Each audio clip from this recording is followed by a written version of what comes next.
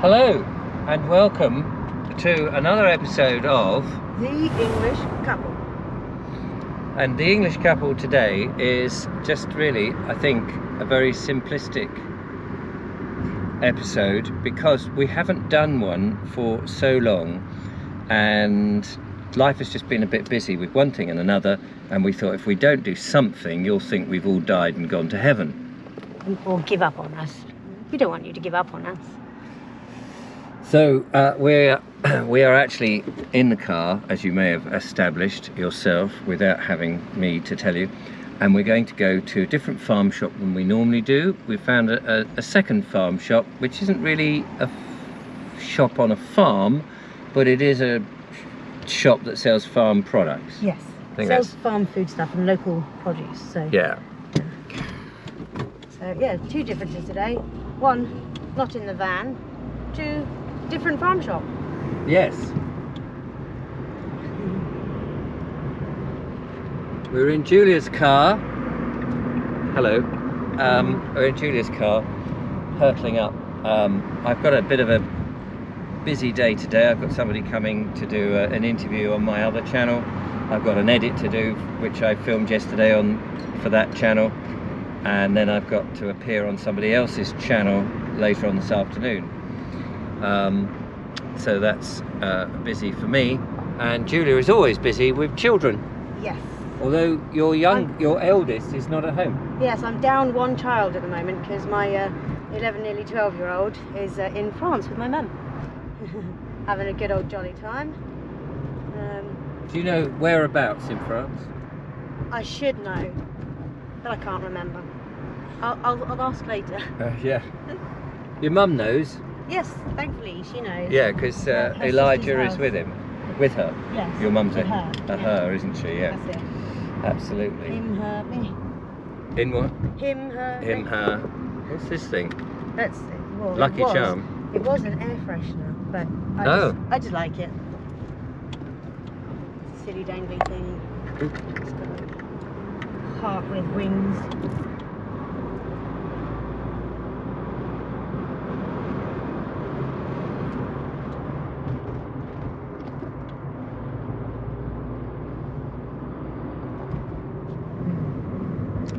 Well, we've been very busy, as we said. Oh, blimey. Sorry about that. Potholes. Roads are full of bloody potholes. So many. And Sussex is particularly bad. Yes. For all the travelling we've done lately, yeah, I'd say Sussex is the worst hit with all these potholes. So one of the places we went to fairly recently was back to Glastonbury, and that was actually in the old channel's original form, one of the first places that Julia and I went away to. Right. We wasn't an item or anything back in those days, and that was in 2018, a long time ago, in April. We're just out of season, wasn't it? Yeah. Where we went back again because I was giving a talk at the Glastonbury Symposium, and we had a bit of time to wander around the town, and we saw all the wizards with their big beards and the comedy people dressed up in all of their stuff. We found another little farm shop up there, which was a very interesting farm shop in as much as it was out in the sticks, and it had a novelty. It had an honesty box. Yeah, it was on a farm. It was on a farm. But yeah, so an honesty box. You had to work out how much you owed, put the right amount in, or get yourself your change out. Yeah.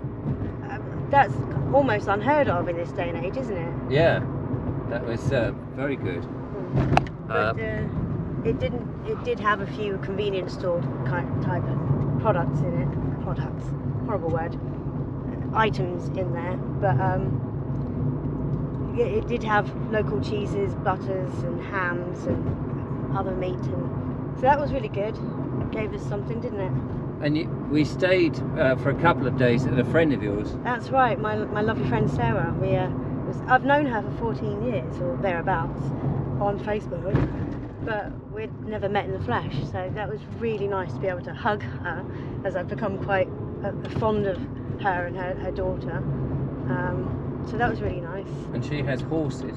Yes, she does, but we didn't have time. I didn't have time to go and visit the horses, unfortunately, because I'm just as much a fan of the horses as her horses as I am of her and her daughter. I've become attached to them all. You know, they're all mini celebrities in my mind, to me. So that would have been nice to have met the horses, but we didn't even have time to go and visit the Tor or the Chalice Wells or anything like that. But what we did do for one night was stay in the, what's it called? George and Pilgrim. The George and Pilgrim, which is a pub. Now, if you've ever been to Glastonbury, at the bottom of the high street is this extremely oldie-woldy looking building. I think it's something like 1452 it was originally built. And it is a pub, and it would have been an inn. And one of the curious things about this inn is that it's divided in half with what looked like an avenue originally where coaches would have gone through. Yeah. Fascinating. Which is really fascinating. Now, we were put up there and paid for by the Glastonbury Symposium people. Thank you. Because that's who I was giving a talk for, which was very kind of them. And the room that we had was in the sort of newer part. We did see that there was a Henry VIII room, which presumably would have had a four-poster bed and, you know, all of the ghosts that are associated with old buildings, because they do say that old buildings like that are haunted. But we didn't do that. But we did have a strange curiosity in our room for health and safety purposes. We had in there a emergency fire door. Now you might think that's perfectly fine, a fire door in the house, yeah, great, in the room, but it also had another fire door in the corridor, and it divided our room from the bathroom area to the bedroom area. So you could imagine if there was a fire and you were stuck in the bed, in the bath, people would be coming hurtling past you in order to get out of the building. It was a bit peculiar, wasn't it? It was very, very odd. But one would think that if the fire alarm went when you were in the bath, you'd have your towel on and be at the door before anyone else arrived banging on the other side of it. It went down a fire escape, so that was one of the reasons into the nearby car park, but that was good. And another place that we've gone to quite a while, about a month ago now, was up to Nuneaton, which is in the Midlands. We went there for a meeting, which is irrelevant to us now, but we stopped off deliberately at a farm shop, and I don't think we've spoken about this on this channel. No, because we've hardly been on the channel. Sorry again, but yeah, this farm shop was brilliant, wasn't it? Yeah, the farm shop was like no other that we've actually visited. The farmer himself was there behind the counter, looking immensely proud, nicely dressed. Dressed impeccably, wasn't he? Yes. Just as you expect in like a 1940s film, really. Yeah. Absolutely genuine fellow, and he was really passionate about what he was doing, having a mixed farm. So growing some crops and growing or grazing animals. And he's a butcher as well. He butchers it himself. Fully proper trained butcher. That's right. He's got a slaughterman just down the road, like less than a mile down the road, I think he said. Which is perfect, because the less travelling your animals do, the better it is for them and the produce afterwards. But and he was all about the price being affordable for the every person. Yes, not just expensive food for people who've got money, but he said, why should people on lower incomes not be able to afford quality food? And particularly organic and stuff like that. Local fresh produce. Yeah, and he was about local, seasonal. He just spoke our language, and it was so disappointing that he was all that way up in the Midlands and not local. We thought, well, if anything happens, we need to get ourselves near a farm shop like that if we can't grow the stuff ourselves. But obviously meat is not as easy to do, especially cattle and stuff, when you're starting out. Not that we've even got a patch of land yet to do anything on. No, still looking, still manifesting, and We have faith. We'll find it. It's out there. We're going to find our little patch, and it's exciting.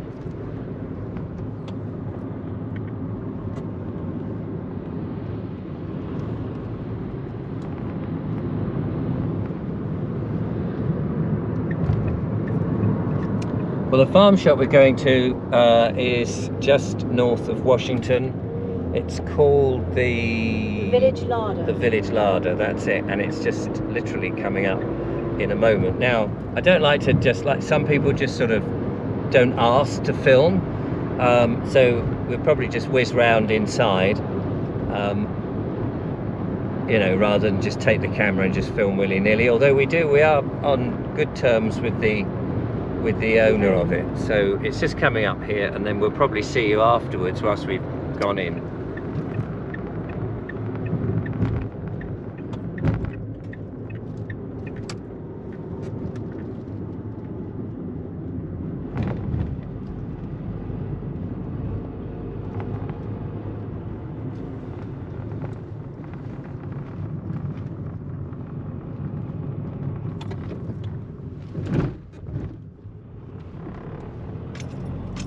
And it is next to the garden centre, but it's not part of it. It's just in a little cabin, completely separate on its own. Yeah. And it's just over here, obscured by the Mini. Oh, sorry. No, that's right. There it is. Ta-da! Just there.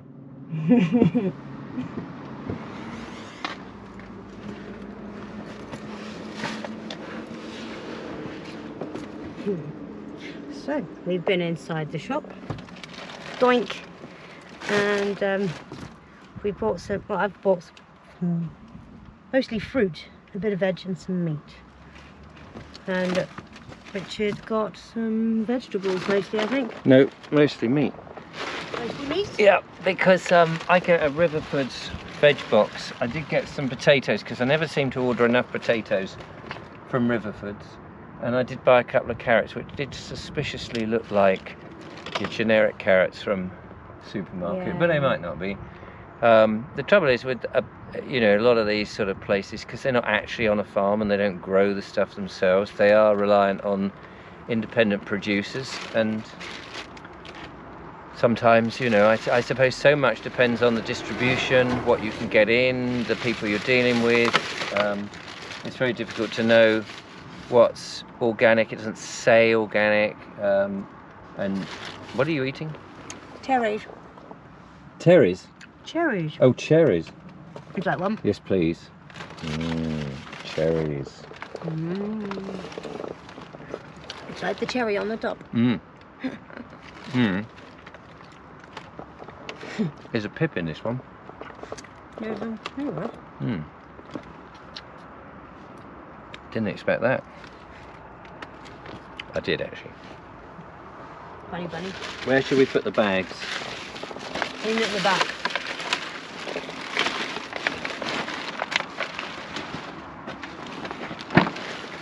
Use my messy car.